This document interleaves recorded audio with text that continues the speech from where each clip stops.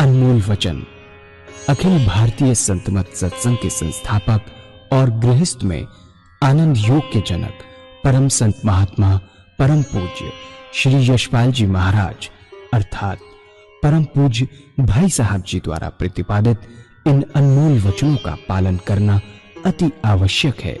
ये वचन हमारी गृहस्थ आध्यात्मिक साधना के लिए मूलभूत सिद्धांत हैं, जो इस प्रकार हैं।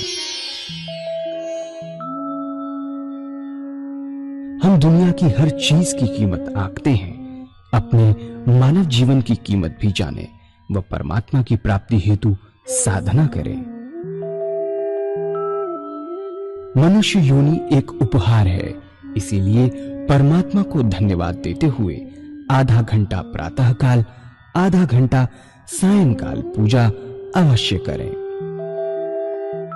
सत्संग, सतनाम व सद्गुरु को प्राथमिकता देते हुए इसी के आधार पर ध्यान योगाभ्यास अवश्य करें व गृहस्थ के कार्यों को परमात्मा का कार्य समझकर उसी की याद में संपन्न करें। हर समय ये ध्यान रहे कि गुरु कृपा द्वारा परमात्मा की पवित्र सत्ता का हमारी आत्मा में वास है, अतः मन में निरंतर अपने इष्ट देव का जाप करें। मान सम्मान की इच्छा न करें व अपमान से दुखी न हो। परमात्मा के अतिरिक्त किसी और का भय न करें। दूसरों की बुराई न करें, न सुने, सत्य व मधुर बोलें, अश्लील शब्द मुंह से ना निकालें, सभी से नम्रतापूर्ण व सुंदर व्यवहार करें। धर्म पत्नी के अतिरिक्त अपने से बड़ी से माता जैसा, बराबर की से बहन जैसा व छोटी से पुत्री जैसा व्यवहार करें। सांसारिक जीवन यापन की आवश्यकताएं अंतहीन है, इसलिए अधिक से अधिक समय सत्संग में व धन परोपकार में खर्च करें।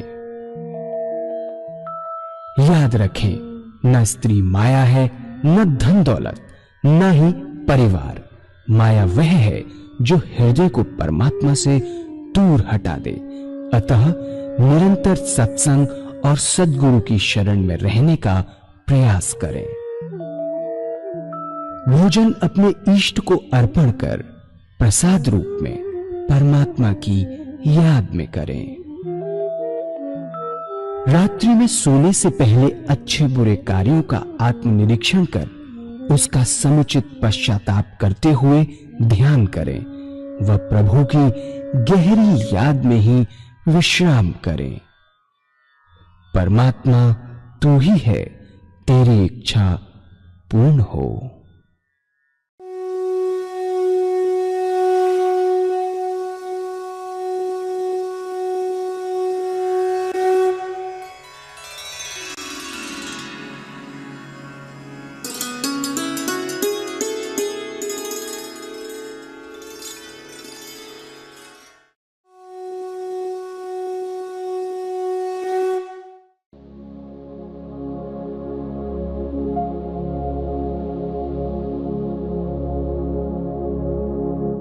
जय सद्गुरुदेव जय पद शरणम श्रेयस्वरूप चरणों शरणम। इन संतों ने कहा कि हम एक तरीका ऐसा बतलाते हैं कि यदि आप इस तरीके से पूजा करेंगे तो आपको कुछ नहीं लाभ होगा। चाहे किसी भी मजहब का मानने वाला हो, किसी भी धर्म का अनुयायी हो, अपने धर्म के मत पर चलते हुए कर सके, ऐसी बात बतलाई और मैं तरीका मैं आपके सामने रखता हूं। संसार में हर मजहब में दो तरीके के व्यक्ति हैं, एक साकार पुजारी और दूसरे निराकार। और ये बहुत पुराने जमाने से चले आ रहे हैं, कोई नई बात नहीं। इनमें आपस में झगड़े भी होते हैं, वाद विवाद भी होते हैं, लेकिन सब होते हुए आज तक दोनों कायम है। बात ऐसी है कि किसी को चेहरे से प्यार होता है, किसी को मूर्ति से प्यार होता है और कुछ लोगों को शक्ल से प्यार नहीं होता। जिन्हें मूर्ति से प्यार नहीं होता, जिन्हें मूर्ति से प्यार होता है वे साकार पुजारी, जिन्हें मूर्ति से प्यार नहीं होता वे निराकार। इन संतों ने दोनों के लिए रास्ता बताया कि जो साकार पुजारी है उनका प्रथम कार्य एक इष्ट का निश्चित करना। और वो कौन सी? उनका सबसे बड़ा काम है, ये अपनी आत्मा से पूछिए कि परमात्मा की, भगवान की कौन सी मूर्ति आपको सबसे ज्यादा प्यारी लगती है, कौन सी शक्ल आपको सबसे ज्यादा प्यारी लगती है, कौन सी मूर्त जिसमें भगवान की सबसे ऊंची भावना डाल सकते हैं, उसे अपनाएं, उसे अपना इष्ट माने, उसी की पूजा करें, उसी का ध्यान करें, उसी को याद करें, उसको कोई बदले नहीं। ऐसा नहीं कि आज आप राम की पूजा करें, कल कृष्ण की, परसों माँ की। अगर रोज रोज बदलेंगे तो इसका विशेष लाभ आपको नहीं होगा। दरअसल पूजा का जो मकसद है, एम, वो चित्त की एकाग्रता प्राप्त करता है, कंसंट्रेशन ऑफ माइंड, और चित्त की वृत्तियों का निरोध प्राप्त करता है। ऐसी हालत जिसमें विचार शून्यता आ जाए मन के अंदर, जैसे ही बैठे विचार शून्य हो, कोई ना विचार हो ना ख्याल हो। जब हो सकता है जब आपका एक इष्ट हो। पूजा कैसे करें? कुशा या कंबल का असर हो, धूप बत्ती अगरबत्ती जलाएं, साफ सुथरी चादर बिछी हो, रात्रि के बस बदल कर बैठे। किसी कारणवश अगर नहीं ना पाए तो कोई बात नहीं, सुख आसन से बड़े प्यार से बैठिए। फिर कल्पना कीजिए कि आपका जो इष्ट है, आपका जो परमात्मा है, आपकी वो जो मूर्त है जिसमें परमात्मा की सच्चे ऊंची भावना आपने डाली हुई है, वो सह शरीर आपके सामने विद्यमान है। अब ना शक्ल में ना मूर्त में, शरीर के साथ। कोई भक्ति भरा भजन गाइए तो क्या होगा? आपके बैर मुखी विचारों से, दुनिया से मन हटकर जैसे ही भजन करेंगे वैसे ही ईश्वर की तरफ लग जाएगा। और उसके बाद जब उस मूर्त का ध्यान करेंगे अपने सामने बैठ के, तो ध्यान लगेगा, मन लगेगा। पहले बाहर देखिए, वो मूर्त पहले बाहर बनाइए अपने सामने। जब वो मूर्त पहले बाहर बन जाए तो उस पवित्र मूर्त को अपने हृदय में बैठाइए इतने प्यार से कि ना कोई दूसरा विचार आ जाए, ना ख्याल, कोई विचार नहीं। पर जैसे ये करेंगे तो दुनिया के ऐसे ऐसे विचार आपके सामने आएंगे कि सोचे नहीं होंगे। उन विचारों को हटाएंगे, दबाएंगे नहीं। दबाएंगे तो विचार और आएंगे, हटाएंगे तो धीरे धीरे बाई प्रैक्टिस विचार कम आने शुरू होंगे। आप होंगे, आपके सामने आपका परमात्मा होगा, उन्हीं की शक्ल सामने होगी। कैसे बनाएंगे? मैं अक्सर एक एग्जांपल देता हूँ शिव जी महाराज की। बड़े प्यार से आंख नीचिए, बड़ी बड़ी आंखें हैं, बाई थॉट, ख्याल से, गोल चेहरा है, जटाएं हैं, सर्पों की माला बनाए अपने साथ। जितना समर्पण आपका अपने इष्ट के प्रति इंटरनल होगा, एक्सटर्नल नहीं, इंटरनल होगा, उतनी जल्दी वो मुहूर्त आपके सामने बने। बाकी भैया तो बहुत सारे काम करते हैं, भैया से काम नहीं है। पूजा भी तीन प्रकार से करते हैं। ये शारीरिक पूजा है जो भैया करते हैं, बाहर के, मंदिर गए, जल चढ़ाया, लौट के आए, जैसे गए थे वैसे ही वापस आ गए जल चढ़ा के, भैया, बाहर की पूजा। इंटरनल पूजा से फायदा है, जिसमें आनंद योग, ध्यान योग, सहज योग। आनंद बाहर नहीं है, आनंद अंदर है। आनंद लड्डू में नहीं है, आनंद मिठाई में नहीं है, आनंद गाड़ी में नहीं है, आनंद अंदर है। उसका रिफ्लेक्शन हम देखते हैं, देखते हैं तो हमको आनंद आता है, अंदर से आनंद आता है। अब वही अगर ज्यादा हो जाए तो आनंद खत्म हो जाता है। अधिकता हर चीज की आनंद को खत्म करती है। पर ये आनंद ऐसा है कि जितनी अधिकता होगी उतना आपको आनंद आनंद आनंद आनंद आता रहेगा, और सुंदर, रोज और सुंदर और सुंदर होता चला जाए। तो हमारी आत्मा हमारे मन को देखती रहती है, बताती रहती है कि हम क्या कर रहे हैं, क्या सोच रहे हैं। जब मन हट जाए तो फिर इस प्यार से उस मूर्त पर जमाए, फिर हट जाएगा, फिर दोबारा लाइए, फिर जमा लीजिए, फिर हटेगा, फिर जमाइए। ये अभ्यास। आज जिस भी पोजीशन में बैठे हैं, अभ्यास से बैठे।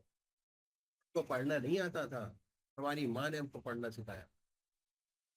हमको लिखना नहीं आता था, हमारे टीचर ने हमको पढ़ना सिखाया, लिखना सिखाया। चलना भी नहीं आता था, जबरदस्ती चलाया गया तो चल रहे हैं। जैसे जैसे अभ्यास बढ़ता चला जाएगा वैसे वैसे आपका मन आपके इसको चलने लगता चला जाएगा। इतना सुंदर लगेगा कि जैसे ही आप आंख मीचेंगे फौरन आपके सामने बैठे। दर्शन कीजिए, रोज सुबह उठते ही दर्शन, सोते दर्शन, खाते दर्शन, पीते दर्शन। ऐसा अभ्यास करने की जरूरत है। 24 घंटे परमात्मा की याद, निरंतर चलते फिरते खाते पीते सोते जागते। शुरुआत की हमने आधा घंटा सुबह पूजा से और आधा घंटा सायंकाल पूजा से। तो क्या है, ध्यान बनेगा। पहले देखिए, जब ध्यान बाहर की तरफ बन जाए तो उस पवित्र मूर्त को अपने हृदय में उतार दीजिए, हृदय में उतारिए, बैठाइए बड़े प्यार से। और इतने प्यार से ही काम करना है कि उस टाइम ना कोई दूसरा विचार रह जाना क्या। हमारी आत्मा हमारे मन को देखती रहती है, बताती रहती है कि आप क्या कर रहे हो। गाइडिंग अथॉरिटी ऊपर बैठी हुई है, आपके ऊपर बता रही। जैसे ही मन हटेगा, मूर्ति पर जमाए। एक समय ऐसा आएगा कि ना कोई विचार रहेगा ना ख्याल। जब चेतन अवस्था में लौटेंगे तो उसी के ध्यान में लौटेंगे। चेतन अब चेतन, चेतना। बैठेंगे, चेतन है, ध्यान में गए।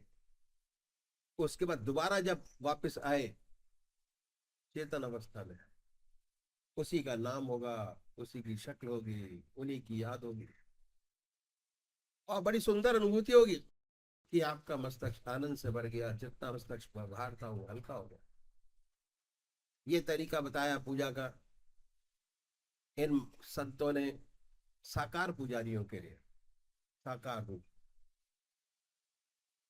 दूसरे उपाय जो निराकार भगवान के उपासक है, अगर ऐसे पूजा करेंगे तो उसका विशेष लाभ होगा। क्या? चित्त की एकाग्रता प्राप्त होगी, कंसंट्रेशन ऑफ माइंड। सुषुप्ति की अवस्था प्राप्त होगी। कहते हैं सत्संग क्या करते हैं तो सोते रहते हैं बैठे हुए सारे। सोना नहीं है, सुषुप्ति की अवस्था है। जैसे ही मन विचारों से खाली हुआ, रात को सोने से पहले जब सोने जाते हैं, जब तक मन के अंदर विचार चलते हैं तब तक नींद नहीं आती।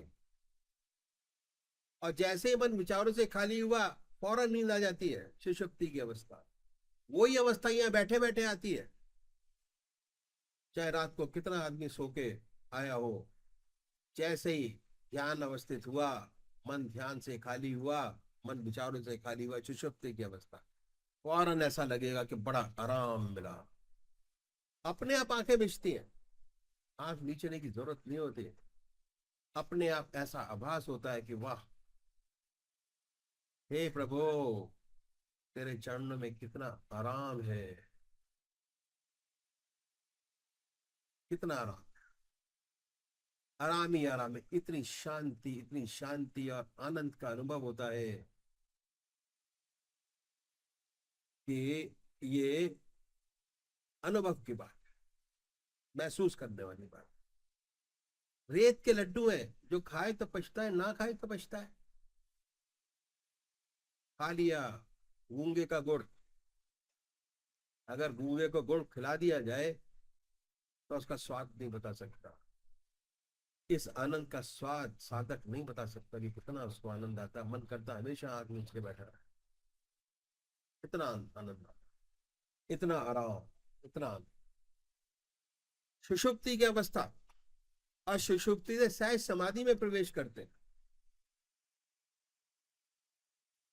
ये हमारा रास्ता अष्टांग योग है। अष्टांग योग, ध्यान, धारणा, समाधि। पतंजलि महाराज का अष्टांग योग पढ़ा हो तो उसके अंदर 8-9 चीजें हैं। सारी चीजें छोड़ देते हैं, आखिर के 3 चीज पकड़ते हैं।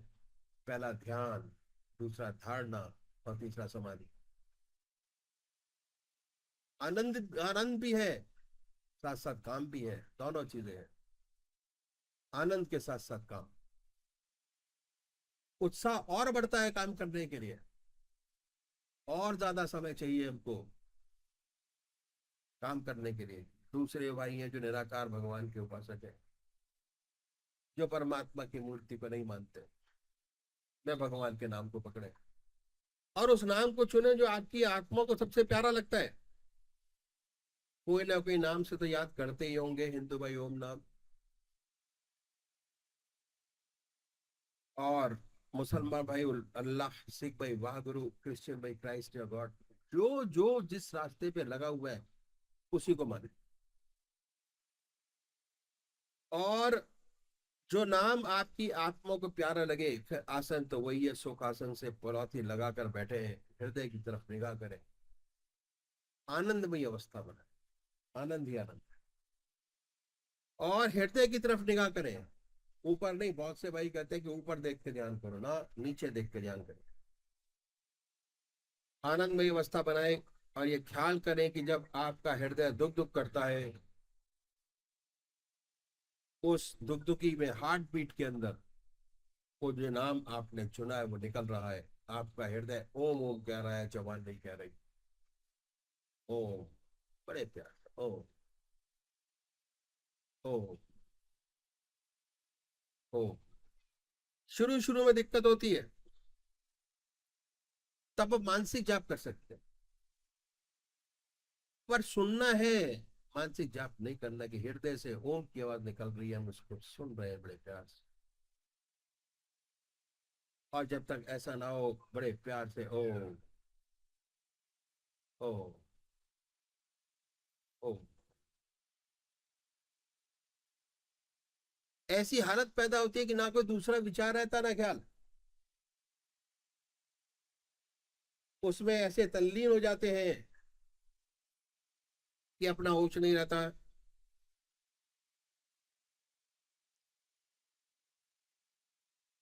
अपने आप से गायब हो जाते हैं, विचार शून्य अवस्था हो जाती है, कोई विचार नहीं। फिर एहसास होता है बड़े आनंद का कि हमारा मस्तिष्क अनुपम आनंद से भर गया, बड़ी शांति मिली। ये तरीका संतों ने बताया पूजा का, यदि ऐसे पूजा करेंगे तो विशेष लाभ होगा। सुषुप्ति की अवस्था पैदा होगी, सुषुप्ति से सहज समाधि में प्रवेश करेंगे। इन संतों ने इस बात का विशेष ध्यान रखा कि हमारे काम का समय न लिया जाए, क्योंकि सारे बिजी हैं, बहुत ज्यादा, बहुत ज्यादा बिजी। पहली सीढ़ी का जो स्टेप है, हर मनुष्य भोजन करता है, और भोजन करने में आधा घंटा दोपहर को और आधा घंटा रात्रि को लगाता है। और सब करते हैं, ऐसा कोई आदमी नहीं जो भोजन ना करता हो। ये समय खाली है। इस समय हम दुनिया के व्यवहार का कोई काम नहीं कर रहे। इस भोजन के तरीके में परिवर्तन लाना पड़ेगा, और वास्तव में हमारा तरीका यही था जो मैं आपके सामने रखूंगा। क्या तरीका था? वेस्टर्न कल्चर की हमारे ऊपर छाप पड़ी, और हमारा स्टैंडर्ड 2.5 फुट ऊंचा हो गया। पहले जमीन पर बैठकर भोजन करते थे, अब मेज कुर्सी पर बैठकर भोजन करते हैं। इस बात में कोई नुकसान नहीं, और क्योंकि हमने अपने आप को वेस्टर्नाइज कर लिया, सारे डिस्कशंस हमारे खाने की मेज पर बैठ के करते हैं। इस तरीके में तब्दीली लानी होगी यदि आप आध्यात्मिक जिंदगी चाहते हैं। वह परिवर्तन क्या है कि जब भोजन आपके सामने आ जाए तो भगवान के अर्पण कर दीजिए। हर ग्रास, हर कौर अपने इष्ट की याद में खाएं। कोई चीज बगैर परमात्मा की याद के न पिए न खाएं, उनको याद करते जाइए, उन्हीं की याद में भोजन का पान करिए। ये अभ्यास भोजन की एक विशेषता है कि भोजन जिन विचारों में डूब कर किया जाता है, या खून बनेगा उन्हीं विचारों का रंगा हुआ बनेगा। यदि आप भोजन भगवान की याद में करेंगे तो दिन में जब भी आप खाली होंगे स्वतः अपने आप आएगा आपको परमात्मा की याद। भक्ति के लिए जब तक आपका खून नहीं बदल जाता, भक्ति नहीं आती। भगवान श्री कृष्ण ने गीता में 4 विशेष बात बतलाई। पहली आहार की शुद्धि, दूसरी विहार की शुद्धि, तीसरा अभ्यास, चौथा वैराग। तो ये है आहार की शुद्धि। इन संतों ने ये आसान तरीका बताया कि कैसे सहूलियत से हो जाए। यदि इस तरीके से भोजन करेंगे तो जो खून बनेगा वह परमात्मा की याद का रंगा हुआ बनेगा, और जब भी आप खाली होंगे स्वतः ईश्वर की याद आएगी, अब दूसरी तरफ मन नहीं जाएगा। और अगर 15 दिन आपने काम कर लिया याद से, तो 16वें दिन आपको याद करने की जरूरत नहीं है। जैसे ही भोजन आपके सामने आएगा ऑटोमेटिक वो क्रिया शुरू हो जाएगी अपने आप, अपने आप।